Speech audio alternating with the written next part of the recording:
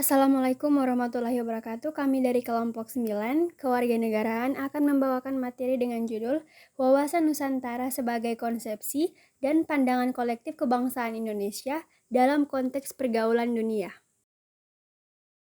Dengan saya sendiri, Hikmah Ayun Ahmad, bersama dua teman saya lainnya, Putri Ayu Masidayu dan juga Rahmatia Safitri Husain.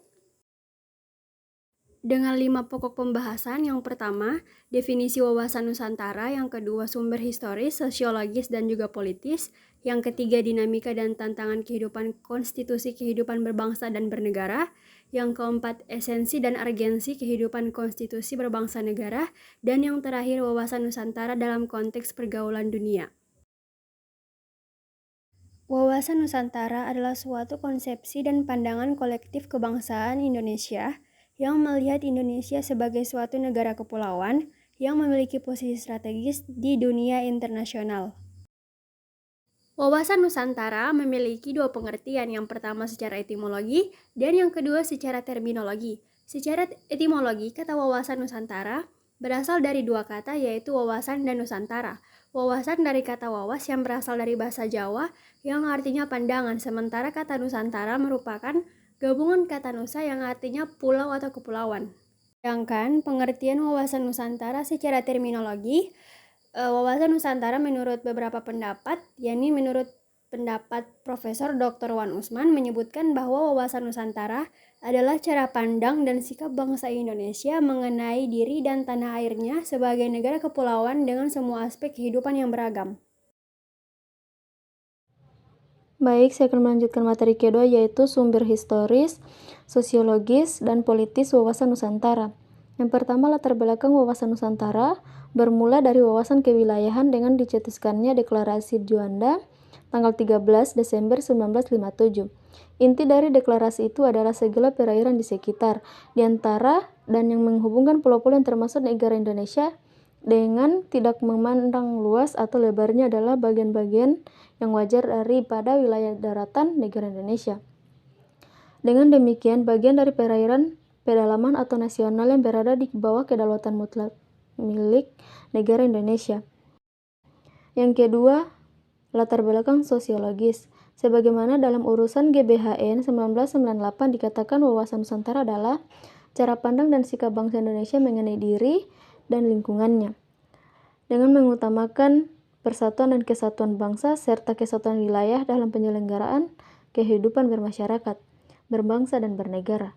Ini berarti lainnya konsep wawasan Nusantara juga dilatar belakangi oleh kondisi sosiologis masyarakat Indonesia. Yang ketiga, latar belakang politis. Ada kepentingan nasional sebagaimana agar wilayah yang utuh dan bangsa yang bersatu ini dapat dikembangkan, dilestarikan, dan dipertahankan secara terus-menerus. Kepentingan nasional ini merupakan turunan lanjut dari cita-cita nasional, tujuan nasional, maupun visi nasional. Cita-cita nasional bangsa Indonesia sebagaimana tertuang dalam pembukaan Undang-Undang 1945. Yang terakhir, dinamika dan tantangan konstitusi dalam kehidupan berbangsa dan bernegara. Dinamika yang berkembang itu misalnya jika pada masa lalu pengesuaan wilayah dilakukan dengan pendudukan militer, maka sekarang ini lebih ditekankan pada upaya perlindungan pelestarian di wilayah tersebut. Tantangan yang berubah misalnya adanya perubahan dari kejahatan konvensional menjadi kejahatan di dunia maya. Baik, yang selanjutnya adalah esensi dan urgensi kehidupan konstitusi berbangsa negara. Esensi atau hakikat dari wawasan Nusantara adalah kesatuan wilayah dan persatuan bangsa Indonesia. Wawasan Nusantara adalah kebutuhan akan kesatuan atau keutuhan wilayah Indonesia yang terbentang dari Sabang sampai Merauke. Wilayah itu harus merupakan satu kesatuan, tidak lagi terpisah-pisah oleh adanya lautan bebas. Wawasan Nusantara yang pada awalnya sebagai konsepsi kewilayahan berkembang menjadi konsepsi kebangsaan. Artinya, wawasan Nusantara tidak hanya berpandangan keutuhan wilayah, tetapi juga persatuan bangsa. Konsep wawasan Nusantara menciptakan pandangan bahwa Indonesia sebagai satu kesatuan wilayah merupakan satu kesatuan politik, sosial budaya, ekonomi, serta pertahanan dan keamanan. Pandangan demikian penting sebagai landasan visional bangsa Indonesia, terutama dalam melaksanakan pembangunan.